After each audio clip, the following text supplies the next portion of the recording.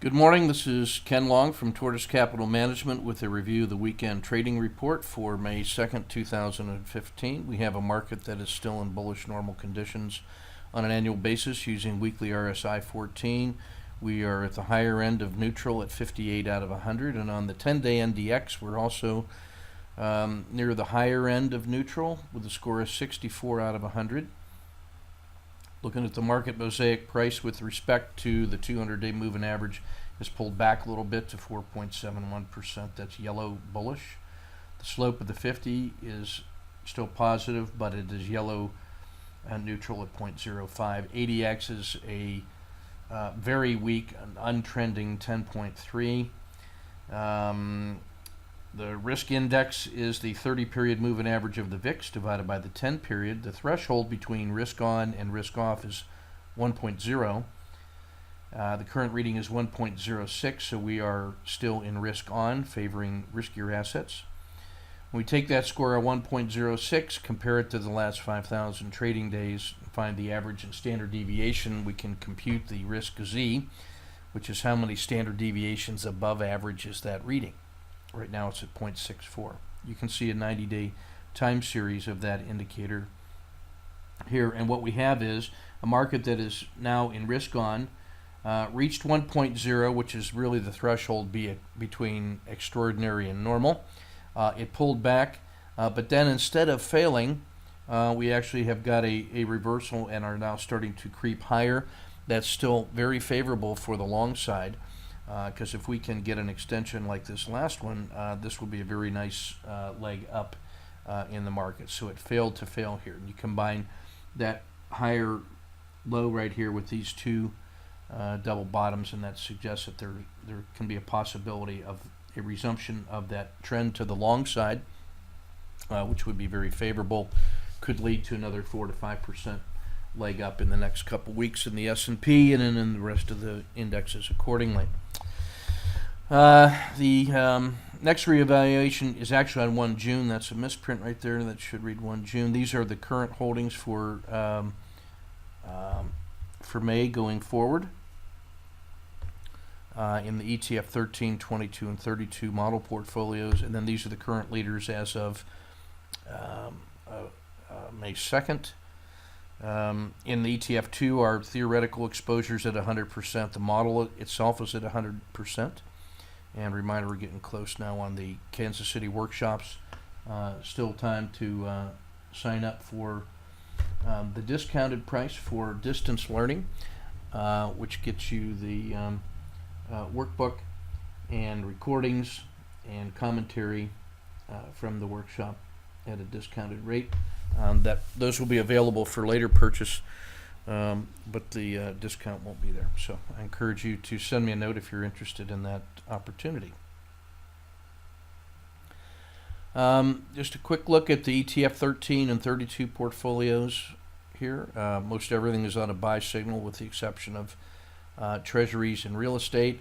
Same pattern holding in ETF 32, treasuries, real estate. Now some of the other defensive sectors and in gold, even Latin America and Brazil are above the cut line, the 4-month moving average. There's the ETF Max looking through the same lens.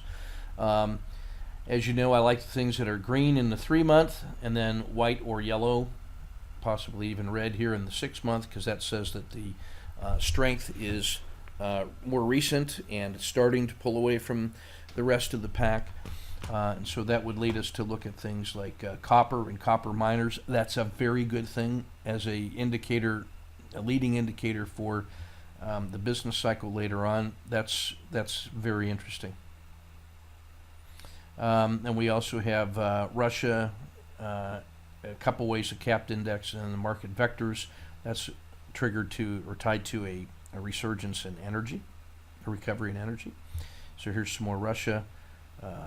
And Russia, Eastern Europe, that's the trend. Russia small caps, U.S. gasoline fund and diesel heating oil.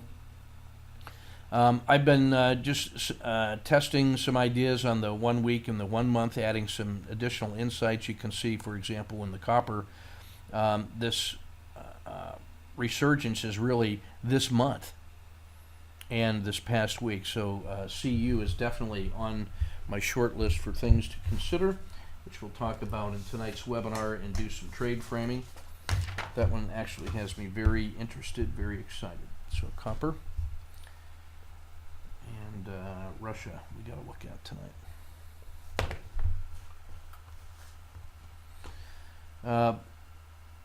On the other end, what we have is something that was a former leader here like biotechs. Now, it's still green on the 6-month and on the blended, but you can see on the 3-month it's already back into the white at only 7%, so it's losing steam, and now it's down into the red for big losing on 1 week and 1 month. Well, what that tells me is a couple possibilities. Either this is a long-term strength leader that has pulled back and is now giving us a chance to buy quality on sale, or clearly that run is over and now we might be looking to frame that as a return to the mean because the price is cracked and people are fleeing, probably leaving biotechs in order to go buy copper, Russia, and oil, for example. So that's in general how I approach the use of these different performances across different time frames. Now, something like China in here, you'll notice these are greens across the board, except for a little bit of a pullback here on 1 week. So, like HAO, the small cap ETF might be of interest, and maybe these are buy on dip opportunities, or is this where China at its peak is now cracking, being replaced by copper, Russian, and other opportunities? So that's it. This gives us some insights into different parts of the curve, the business cycle curve that we can explore. Inside the S&P 500, these are the top 40 based on the blended numbers, and not surprisingly, we would see First Solar and Range Resources in here. Now, First Solar is one that we looked at last week, and we saw the opportunity for a reversion to the mean, and it followed through with a big loss. And so the short side trade on First Solar actually worked pretty well.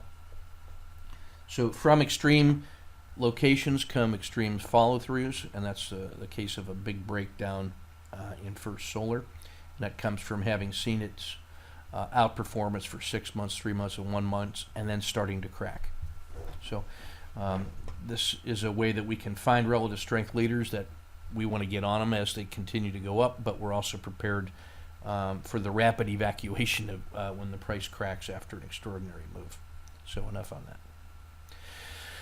Market health check. The vertical blue lines here are 10, 20, and 30 days worth of look back. The thick lines are 30 and 60, so we actually have a 90-day look right there. Horizontal purple line is the price.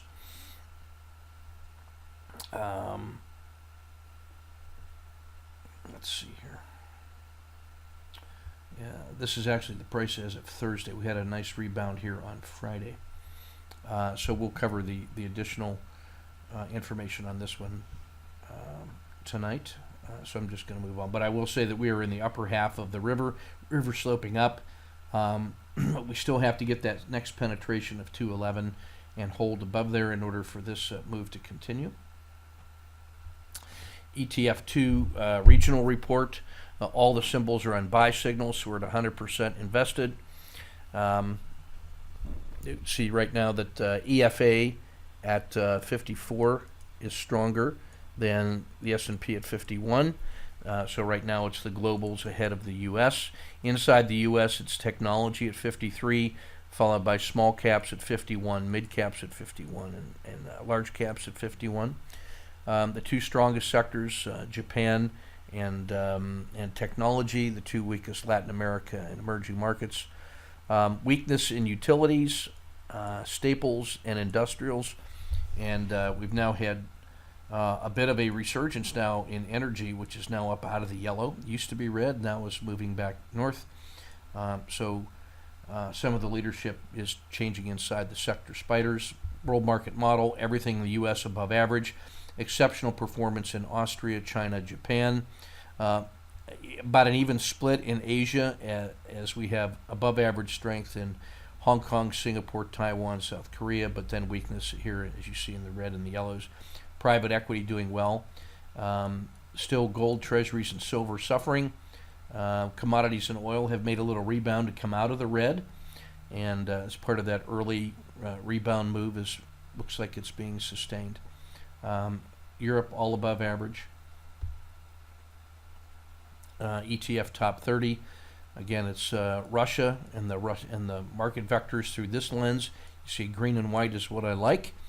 Alpha Dex Energy, white and yellow, so that's earlier in the time frame of recovery. And then white and yellow here, the emerging markets high yield, DEM, is also white and yellow. That's favorable. On the other side, we're seeing weakness when you see white and green. That means for the longer term it was green, but is now pulled back into the white, and that's XLY. Discretionary spider starting to lose some of its juice, as is the biotech IBB. So independent confirmation of that problem. Natural gas, interesting, white and red, and oil service holders, white and red. So again, that's part of that narrative of a resumption of strength and energy. Inside the Dow, quite a few in the green. Microsoft, with that nice burst from last week, is green and red. JP Morgan and Cisco, part of that financials turnaround, I think, is happening, along with General Electric and Goldman Sachs. That's part of the financials right there. GE still is pretty much a financial company. And IBM is in the green and yellow. So there's some strength in the technology area that's manifesting right there for us to look at. That's Intel, Cisco, Microsoft, IBM, and that would attribute to the strength in the Qs. So down on the weekend, American Express, Procter & Gamble, and Walmart. Walmart may be a value play here. It just recently went into the red, so that's red and yellow. That means it's still losing, but would be interested in a turnaround story. ExxonMobil, starting to make its move off the bottom, has now moved up into yellow, then red on the strength, and then consistency. So a couple choices in there. Shifting to the daily report, we have a long side trade signal in IWM for overreaction. We got plenty of swing setups in the form of channeling and overreaction in both the ETF and large cap world. Triple screens galore, some 551s in Apple and Visa, and then the auto framer still showing plenty of opportunities here on things that test out better than 2-to-1. Walmart has my attention, as is IWM, Travelers. A quick look at the tactical summary. Nothing fires on the RSI2. We got plenty of good frog candidates in here. A bundle of things that test out well on the auto framer, and the top 5 max pain range compressions all look very attractive, especially Travelers and Boeing, which are above 5.5 to 1. 3M looking good too, and all 3 of those also are channeling signals as well. If you're looking for something that's already turned in one good day, the 551Ws in Apple and Visa look to be promising. Over in the ETFs, kind of the same deal. We have lots of 551Ws with that one day of strength on Friday. No RSI2 signals, but lots of good frog quality numbers in here. And a resumption in the strength here in XIV. You can just notice the move in the anti-volatility play looks to be promising. I'm continuing to trade that one both intraday and on a swing basis. Stats from the auto framer with key price levels to help you frame your trades. And then in the regression line fractal framework, these are the symbols in green, the ones that are the most above their own RL270, which we take to be fair value. So these really mark off the relative strength leaders, accelerators, if you will. And the ones in the red are the value plays. These are the ones that are the most number of ATRs below their long-term fair value. So I really like that IBM, GE, Microsoft are still well below their long-term fair value, and that they showed up on with very nice reward to risk ratios. Those look to me like symbols to continue to be interested in. So GE, IBM, and Microsoft will be studying tonight in the weekend trade framing webinar. So that's everything I want to cover tonight. This is Ken Long from Tortoise Capital. Keep your risk measured and your powder dry.